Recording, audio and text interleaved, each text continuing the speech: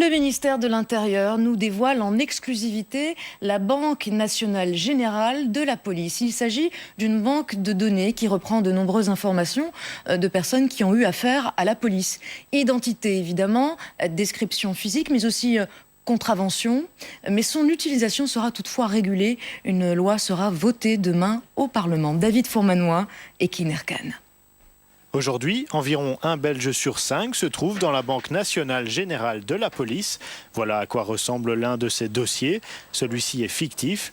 Dans tout le pays, les policiers enregistrent ces données, l'âge, le sexe, mais aussi un tatouage ou le comportement de l'individu.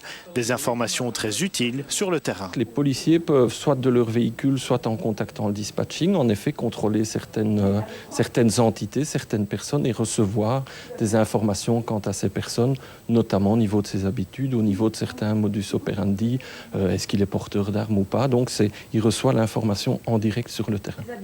La base de données existe depuis une dizaine d'années. Face aux données sensibles, un cadre légal était nécessaire. Demain, une nouvelle loi devrait être votée au Parlement. L'objectif, rendre la banque de données plus efficace et plus transparente. Pour les citoyens, à travers cette loi, ils pourront savoir quelles sont les différentes banques de données policières, quels sont les délais de conservation, à quel traitement ils peuvent s'attendre si jamais un jour ils sont enregistrés par les services de police. Les informations seront mises à jour plus régulièrement. Les policiers devront justifier les recherches qu'ils auront effectuées et les données seront archivées et effacées selon leur gravité.